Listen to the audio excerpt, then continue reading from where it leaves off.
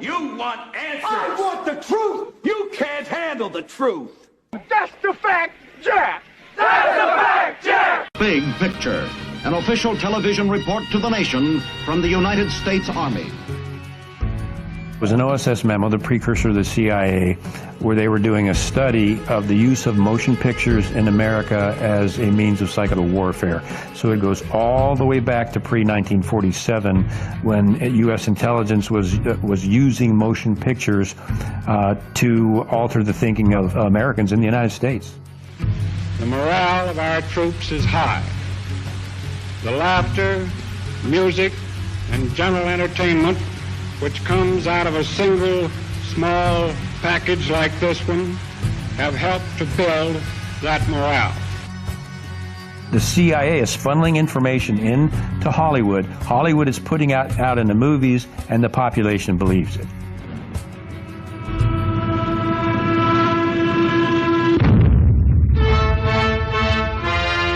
Taxes to bury the Axis.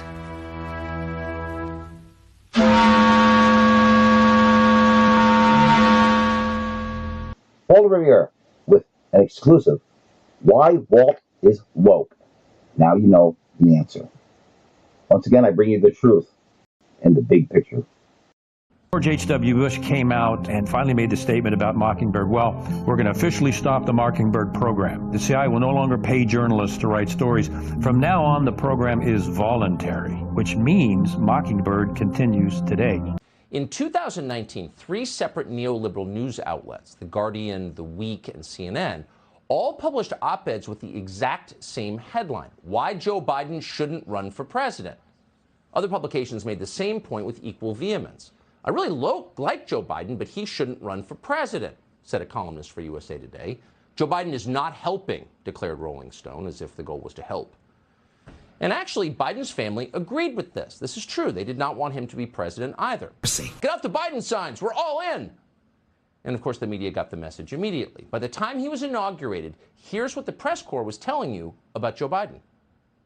Anybody who has any connection to reality about what is going on around them should have watched that and said, the adults are back in the room. It seems as though we have a professional adult once again in the White House who's just simply doing the work. Really, the theme, I would say, is the adults are back.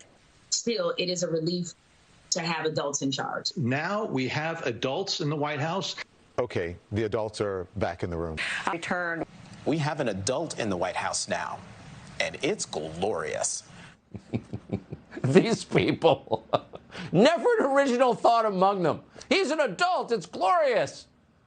Well, half true. Biden is certainly an adult. According to documents which were obtained by The Blaze through a Freedom of Information Act request, they found that hundreds of news organizations throughout the country, they have been paid by the federal government to advertise the vaccine as part of a quote-unquote comprehensive media campaign from the Department of Health and Human Services. And it appears that their spending was not limited to only clearly defined advertisements. Instead, according to the documents, quote, the Biden administration purchased ads on TV, radio, in print, and on social media to build vaccine confidence, timing this effort with the increasing availability of the vaccines.